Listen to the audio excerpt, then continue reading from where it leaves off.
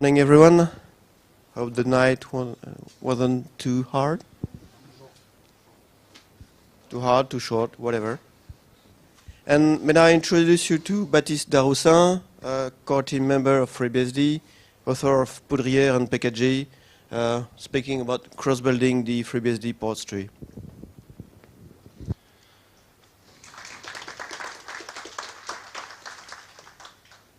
Right, thank you for attending.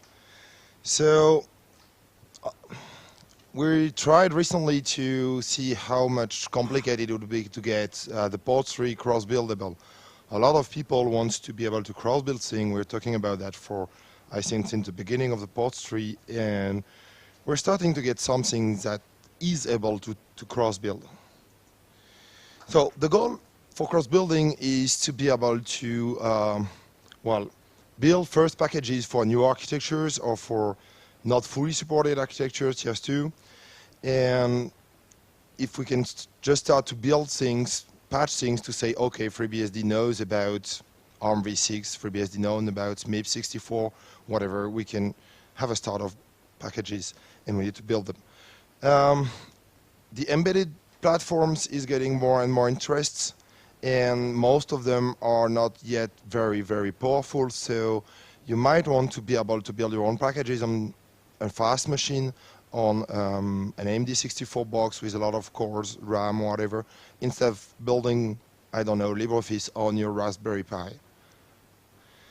It's also very useful because a lot of packages are not really, a lot of different package or needs a bootstrap to be able to compile the first time. So you get a chicken egg problem where you cannot bootstrap if a bootstrap doesn't exist yet, like Java, Haskell, whatever. So you need to be able to cross-build from somewhere to be able to create the first bootstrap, and you don't want to do it in a complicated way. And the last thing is, if you're able to cross-build, then you're also able to cross-build for other operating systems.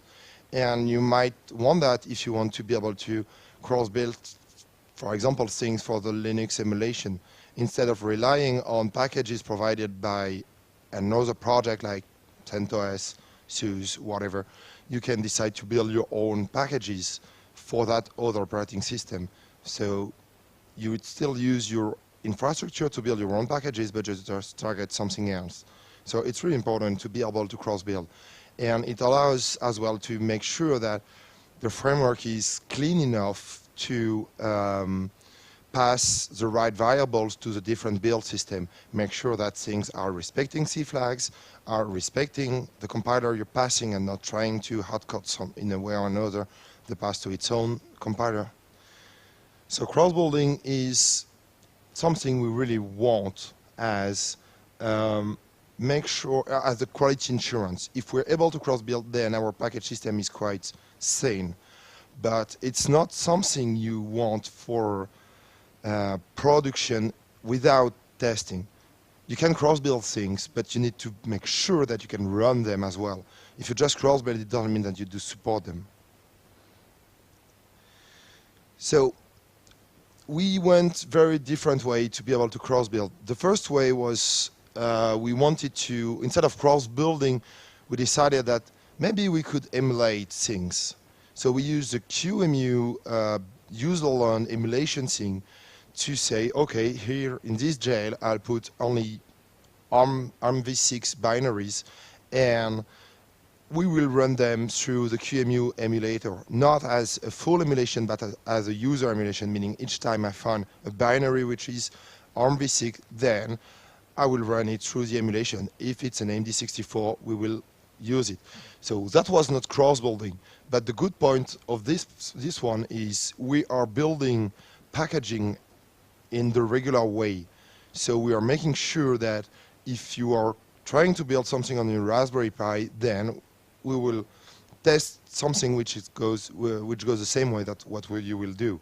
Sean Bruno has done a lot of work in that area, and he talked about it yesterday. The result is, with that way, we're able to build almost all the ports tree on ARMv6. and the only one that fails are there are two major ones, but most of them are due to not having bootstrap like OpenJDK, or because it's something that is not supposed to work on ARMv6. So we got pretty good result with that. In 2 years, there has been a lot of improvements here. The problem with this approach is QEMU user emulation is a bit fragile. Basically, you have a mapping between syscalls from ARM for ARMv6 to the version for AMD64 and the other way around. So you have to implement everything into a huge switch case, saying, okay, the binary is trying to do that, how I can translate that to AMD64 and translate back. And the other thing is it's slow. So it's 3 weeks to be able to build all the package, while on the same machine you have something like 15 hours to be able to build them natively. Not something new. So we get another way, which was an hybrid way. We decided to use the user emulation for everything that we will build, and to use a cross toolchain to be able to use that, to natively run binaries that are often called like CC, strip, LD, S, etc. So I won't go further on this because this is not compilation. This is just the background of where we're from. And we modified. We added a new kernel module which is able to say that, oh, this binary is actually an ARM binary, so I prepend the emulation on it and run it. So it was okay, but that doesn't really, that improved a lot the speed, but that's still slow. It's a week now to get, so we get from 3 weeks to 1 week to be able to build the packages. So we still want something faster. So the true way is to go through the real cross compilation.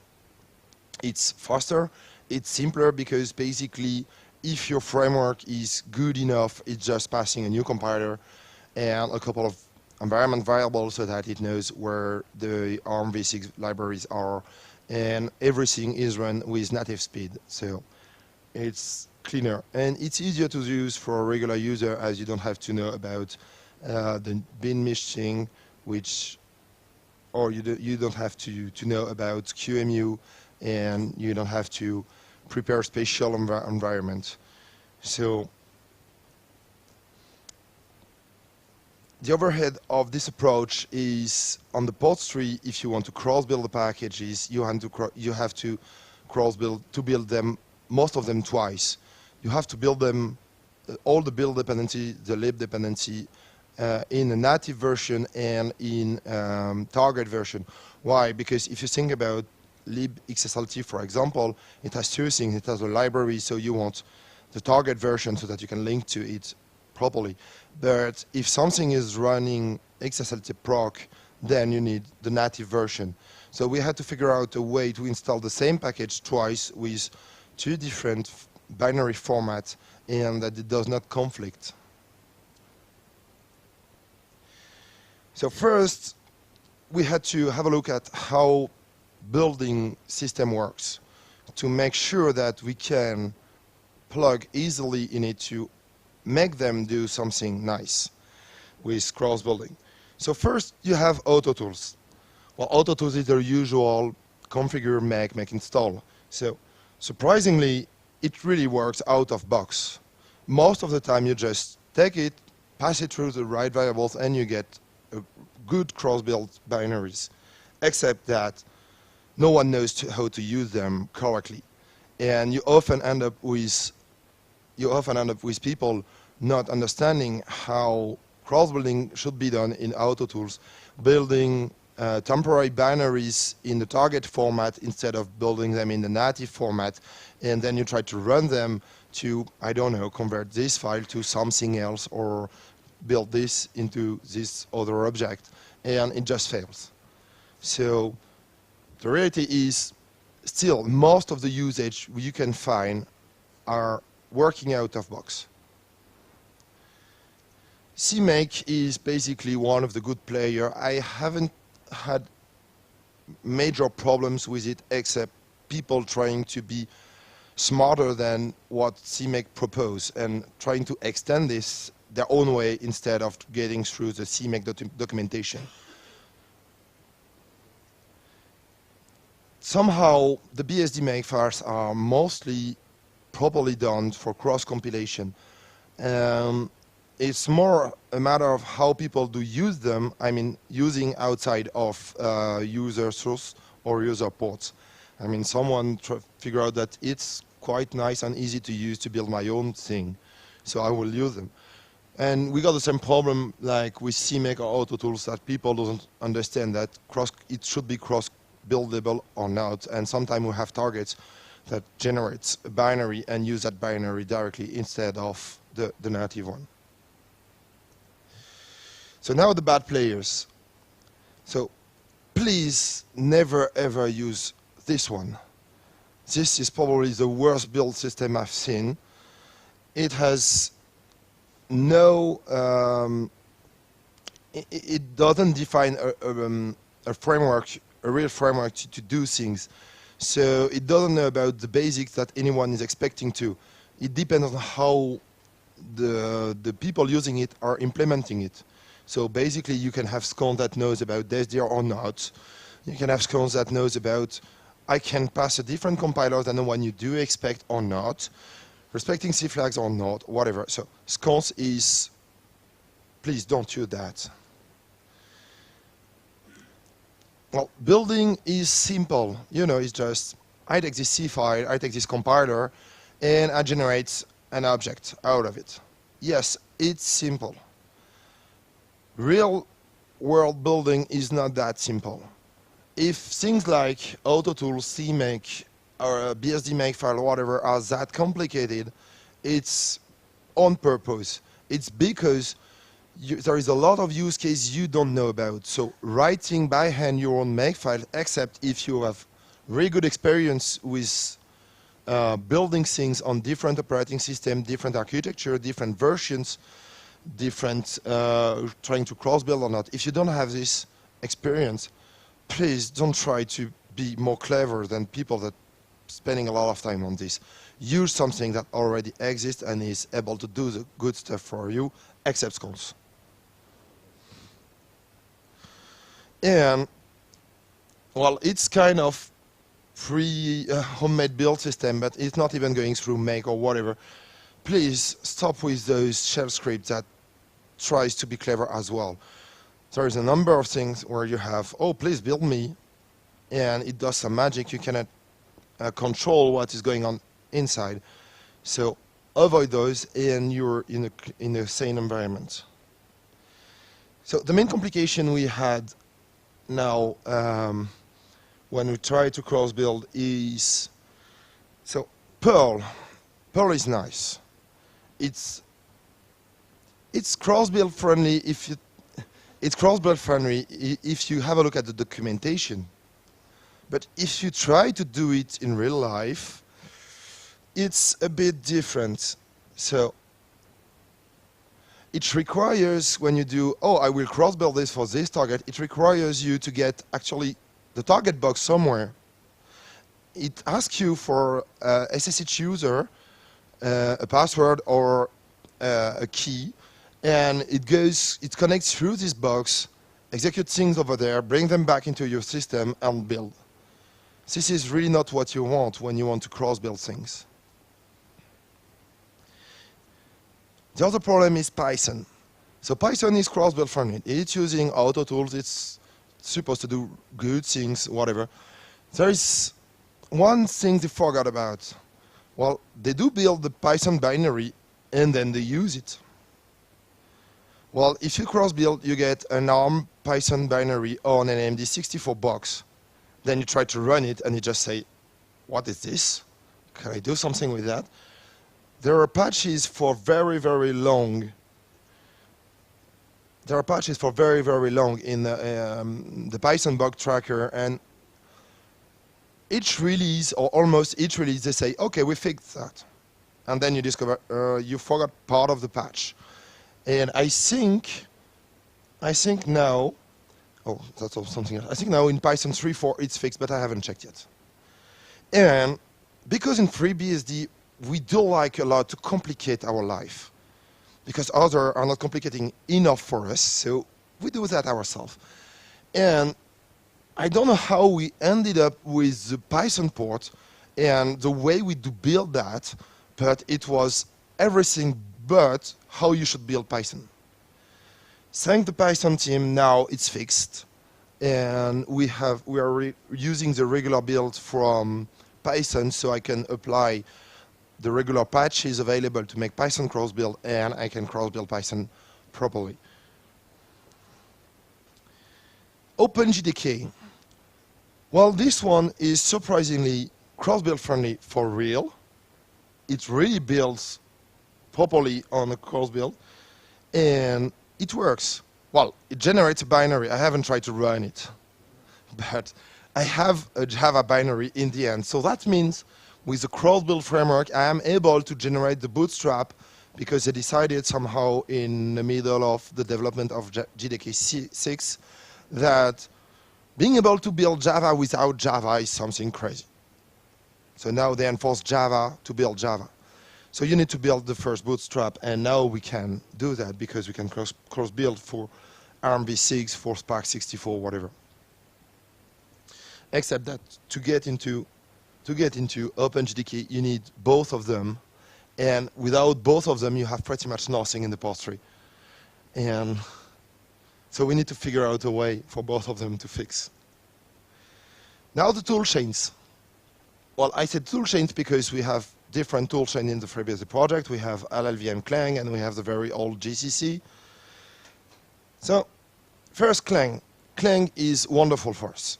It's one of the it's a compiler which is cross-build friendly. You know, it's multi-target by default. So you build it, and then you just have to specify your target, and it does the right thing to generate you the right binaries and call the right Binutils. So it's nice. You don't need to have 10 different copies of Clang, one for targeting ARM, one for targeting MIPS, whatever.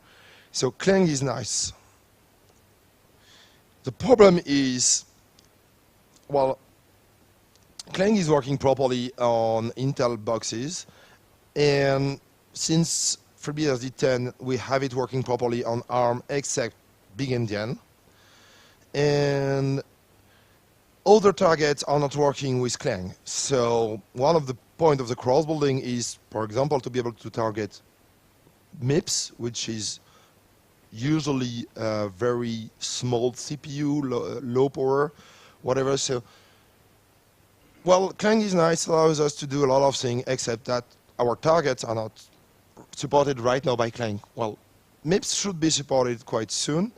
I heard PowerPC is quite close to get supported as well, and someone did the work for Spark 64, so you should have a Spark 64 backend soon. GCC, well, first we have GCC 4.2. If you try to do anything modern with GCC 4.2, you won't have much, in particular in C++. So if we want to do cross-building, we cannot rely on GCC 4.2, so we need to go to a newer version of GCC and having cross-build friendly. The second thing is, as I said, in FreeBSD we like to complicate our lives. So I don't know in that case if GNU people were complicating our life, or if we did, or a mix of both, each one being pissed off by. The thing is, we have a couple of patches that we need to have GCC knows about some of the targets we have. For example, we have patches to get ARM binary, to get GCC creating FreeBSD friendly ARM binaries. And those patches were never upstreamed. So if you want to use a modern GCC with, to generate ARM target, then you won't be able to build ARM packages. So recently, Andrew did the work of patching GCC 4.8, so we need to do the same work to push that into the 5 branch, because I think it's the last open branch. But we are slowly getting there. The other thing is, it's not just a matter of format. We have a couple of extensions to be able to build the kernel with GCC, and those extensions we have also to either to push them or to maintain something on top of the new GCC. So to build packages, I just need to make sure that GCC knows the format we knows and we want. But if I really want to be able to cross-build a whole system with an external toolchain, then I need also to upstream more patches we've added recently to GCC. And that will be a bit of work because GCC is a fast-moving target. And since Clang is out, it's getting faster. And if you do something for GCC 4.8, it's not that easy to port it to GCC 5. You might have to change a lot of things or not, you don't know. But still, it's a lot of work. And it's not really a cross-build friendly compiler. Well, it knows how to cross-build, for sure, hopefully, otherwise there's a lot of things that won't work today. The thing is, you will need to have a copy of GCC per target you want to aim at. You cannot have one single installation of GCC and say, oh, I will build this for ARM, I will build this for MIPS. Well, you can, but it's not working exactly as you expect. And of course, we have two compilers, and the new one is trying to get as close as possible to GCC, except sometimes, and in particular in things that are interesting us in the case of cross-building. So you get through all the documentation you can find on the internet on how to do proper cross-build and things like this without having to prepare yourself for a special target for that. And then you discover that, oh, this almost works, and I don't know why, the wrong Binutils are being used, whatever. And you discover that you need changes. So that means in the framework, I need to first discover if you're trying to build with GCC or if you're trying to build with Clang, and pass the variables a bit differently depending on which of the compiler you're using. Binutils. So in the base system, we have the latest GPL v2 Binutils plus a couple of patches on top of it. And I decided that I won't use this version for cross-compilation. I will use the most recent version of Binutils because it supports more targets, because it's simpler to get through the port cross-build version of Binutils.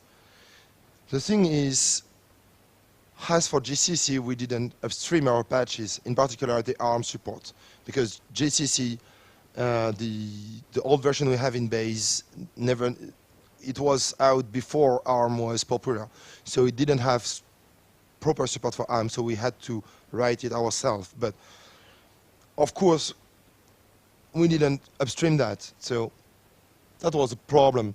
And I don't remember who did the work of adapting our patches to the newer Binutils, but now it's fixed, and next upstream version of Binutils will have our patches to be able to cross-build. And Binutils is cross-build friendly. You can have a multi-target version of Binutils saying that, okay, I'll build this Binutils, and depending on the flag I pass, it will generate ARM binary, or it will generate MIPS binary or native binary, except that gas is not able to be multi-target. So basically that makes things a bit more complicated. Without gas, you don't get very far. So we ended up having to create one Binutils per architecture we want to target to, just because of gas. Well, actually, the other thing is it makes things simpler, because if you have a multi-target Binutils, then you have to manually specify the LD flags you need for the given target.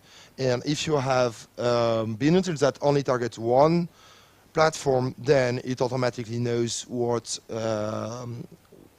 the flags you want to specify for this target. So speaking of complicating our life, I need a sysroot to be able to build packages. I need to say to my compiler, to my linker, here is my headers for ARM, here are my libraries for ARM, you need to link against them, and etc. So we need to be able to build a sysroot out of the regular FreeBSD sources. So we used to have, well, we still have something called mexdev this was basically trying to build a cross toolchain based on the on the toolchain we have in the base system, and then cross build all the libraries and put that into in nice fashion into a repository, a directory where you can find everything ready to be able to do cross build. Well, it worked. So it created a sysroot, a cross compilation tool. It worked pretty well, but it's inconsistent over the version. In the port 3, we do support FreeBSD 8, FreeBSD 9, FreeBSD 10, FreeBSD head. So we need to be able to provide the same feature, whatever version of FreeBSD we use. So I need to be able to have a sysroot for FreeBSD 8 as well as head. And MakeIsDev basically is only properly working right now in what will be 10.1. And it's only properly working if you are targeting something that has Clang. Because it used to work properly on 9, but when Clang went in, there was some magic that was involved to decide, oh, I need to build this tool or not into the toolchain. I need to build this tool or not into the toolchain. And because everyone was happy to get rid of GCC probably, then if you're targeting something which is still using GCC, well, it just broke up because some part are missing. So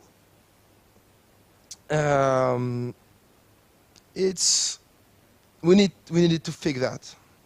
So the solution was, okay, we can use XDev to build a sysroot, but the toolchain, whatever, we will use Clang from the port 3. So I focused on Clang, and I'm recently switching to JCC to be able to get the other architecture. I focused on Clang. I decided that the less build the user have to do, the better they are. So because in FreeBSD 10, Clang is good enough to be able to cross-build things, I will use base Clang if possible. If you're building on 9, then we will use a port version of Clang. And so that's why we will fall back if your version is too old on the port version. So right now, 3.3 is enough. I probably switch to, by default, having a 3.4 version. And in that case, if you're on 10.0, it will automatically use a version from the port 3. And we will use Binutils from ports all the time because it's simpler for us to say, okay, this is the version we want, instead of has buys the right things, the right Binutils to be able to do our stuff. But using Binutils from the port 3 has kind of quirks for us. Basically, gas is more pedantic in some areas, and most of our assembly files were missing some end sections, and newer gas were just dying on this. So we had to fix them. So right now we have fixed the ARM version.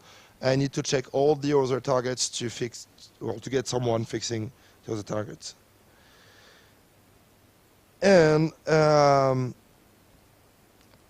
we need to create some ports that are able to build the sysroot, because the user just wants to get into a directory, say, I want to build this for FreeBSD 10 ARM.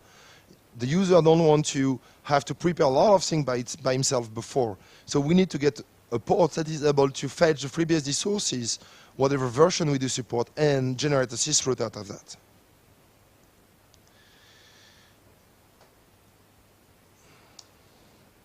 Okay, so creating the sysroot now, we have seen that MakeIsDev is not really nice for us.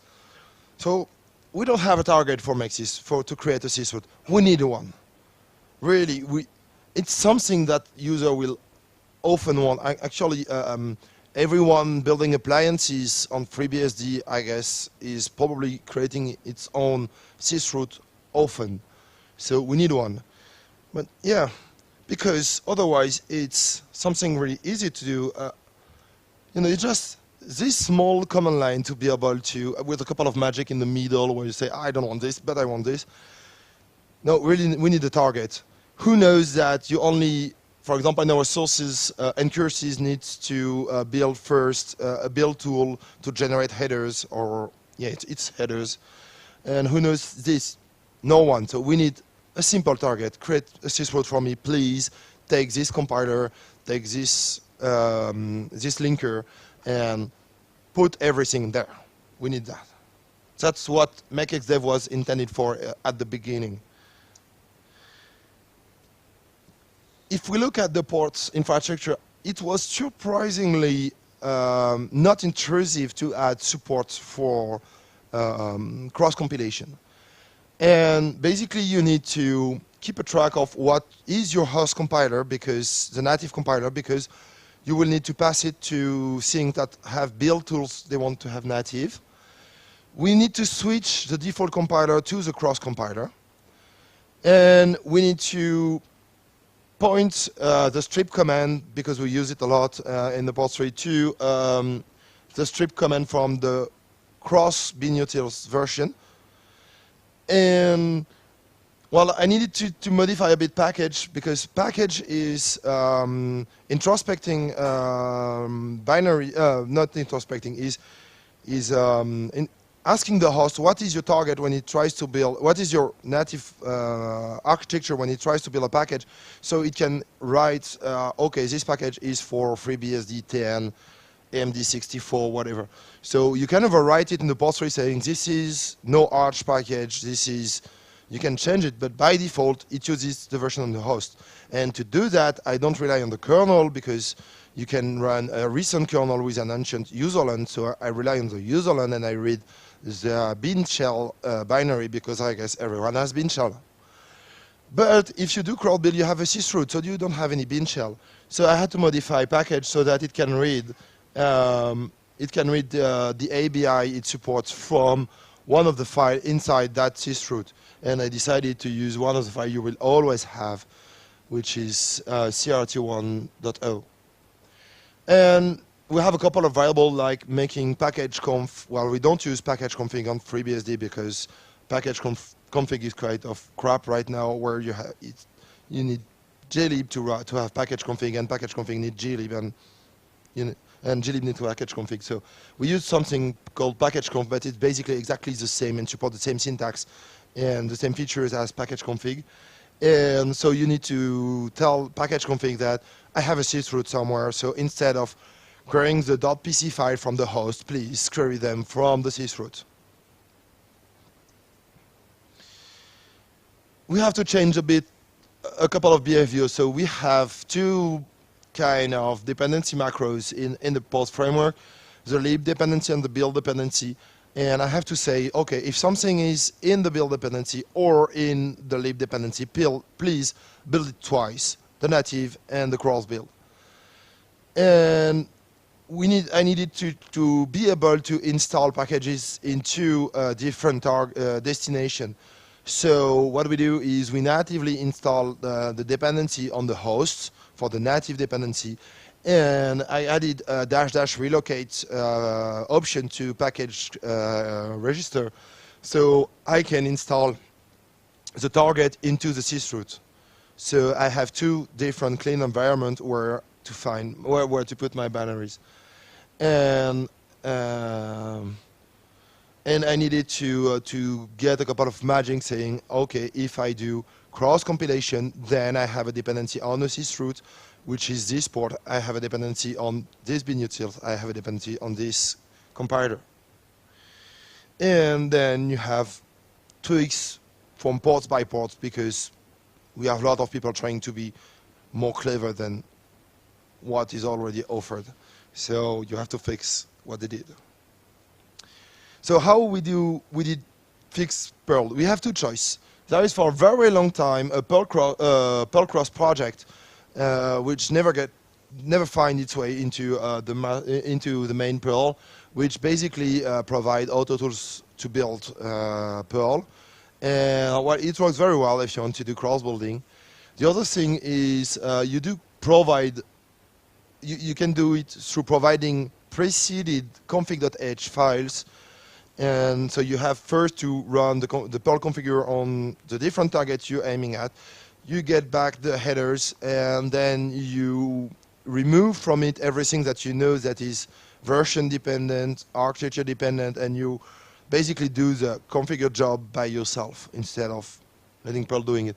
That's what is done, for example, in OpenWRT and other embedded Linux platforms that do cross-building. So Python, what we need to do is bring the patch that are needed to 2.7. So Python, well, we cannot patch Python so that it will build a native version of Python and a target version of Python. But we can patch it to say, okay, I already have Python on my system, so, and it's a good version. So if you build like you want to build, meaning only target, but when you would try to run Python, use the version from my native package I have already installed. So that is what we need to bring back. And I think all the stuff has been committed into 3.4, so I need to check. Scones, well, there is no solution for scones.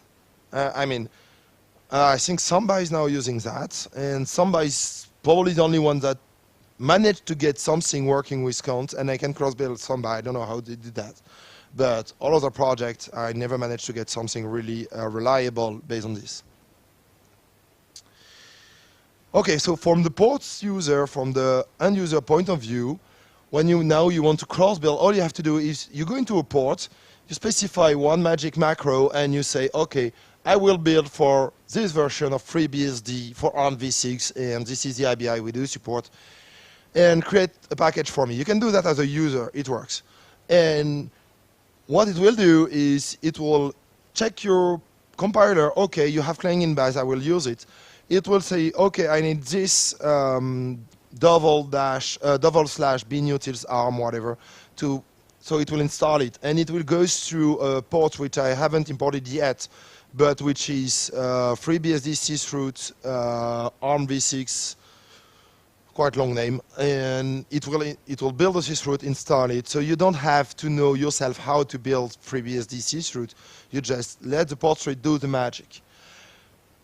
And well, it's supposed to be without a provided sysroot. With a provided sysroot, a lot of companies are using FreeBSD in their appliances, so they're already building their own sysroot, and they don't want the overhead of building again a sysroot on top of it.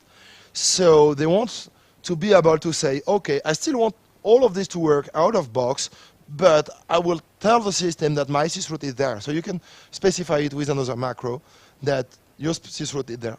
And the port tree will do all the magic of going through the dependency, install the native one, install the target one, and create the package. And everything, if you have already all the dependency installed, everything is done as a regular user. You don't need any root credentials. The limitation we have is, I'm a bit late, I think. Okay, so the limitation we have now is the base system that still use, the version of the base system that still use GCC are bringing libstandard C++ from GCC 4.2. And it gives us a nightmare because you'll get a mix with newer standards of libc++ and older one, and it gets complicated. So I need to figure out a way to fix that. The other thing is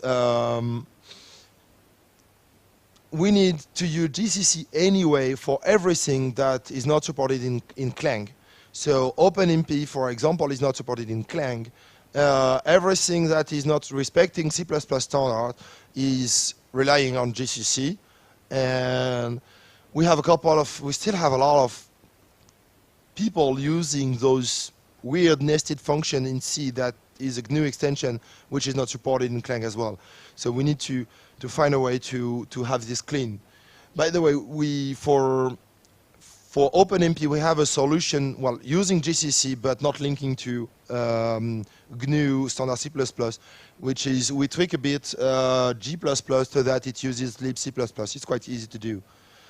And well, right now, with how well until yesterday, I wasn't able to do anything with GCC only platform. Yesterday, I managed to get first packages building for ARM ARM Big Endian, so using GCC for 8. So we are getting close.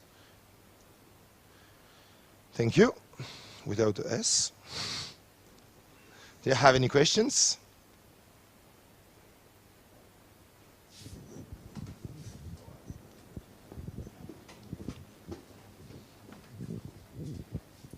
Well, it's not exactly a question, but since I'm OpenBSD, I don't have to be diplomatic about things. Upstreaming patches to GCC, it's definitely GCC's fault. It's almost impossible to do a real open source work with the GCC people because you do a patch, then you submit it upstream, and they tell you that it's not the latest version, so they don't accept it. Yeah. And it takes at least 1 month to get that reply, usually.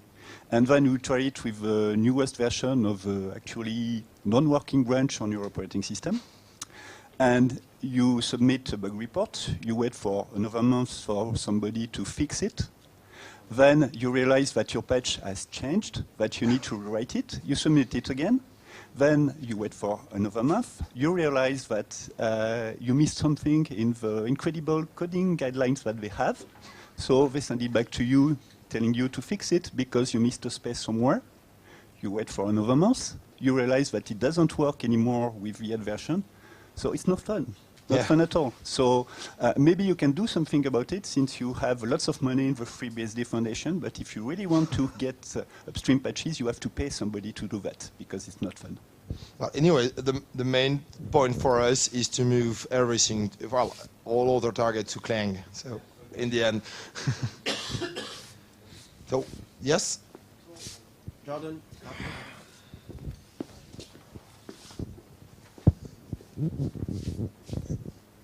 So obviously, with this work you're doing, you're seeing a lot more interdependencies between package building and the source tree. Yep. What is your long-term roadmap for essentially kind of merging the notion of cross-building everything? Well, so one of the nice things I saw with that is I'm now having a prepared external toolchain, so I can build the base system with an external toolchain. So my roadmap is first get things working with GCC because that's where we basically need an external toolchain.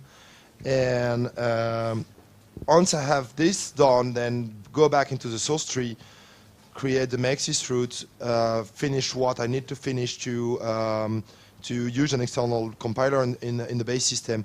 But basically with this simple thing, you're able to use an external toolchain totally. So the sys route does not need the base compiler at all.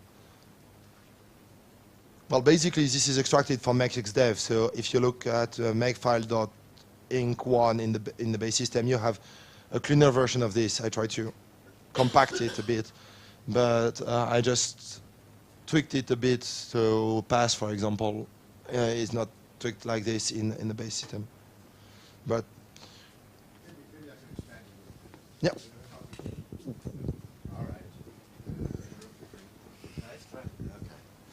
I could have stood up.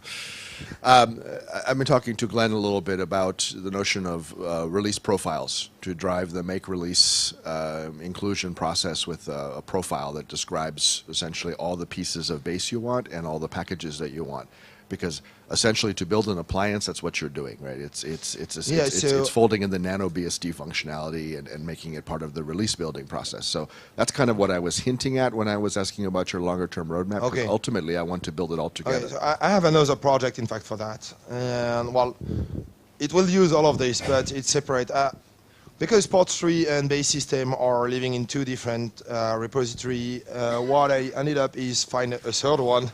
And I use my Poudriere tool to I added a new sub command. It will happen probably in the 4th version of Poudriere, where you can specify, okay, I need base with these options and these packages, and please build me a FreeBSD release as it's done on the FreeBSD project, or please build me a USB stick with this package installed and whatever.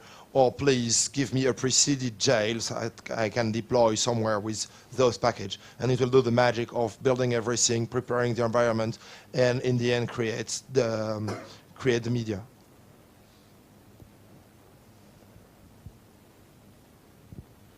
Any more question?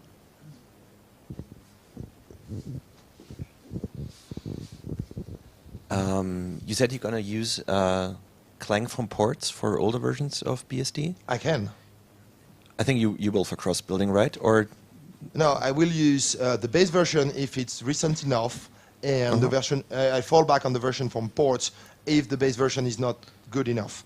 For example, right now I use always Clang when I can, because the oldest version we have in base system is 3.3, which is good enough. But I'm more and more tempted to switch to 3.4, which is way better. So meaning that 10.1 will use base version and 10.0 will use the port version. okay, will you also use a newer version of libc++ in that case, or will you always rely on the one from the system? I will rely on the one from the system, because you will be linked to a given version, so you need to keep that one. Makes sense. Thank you.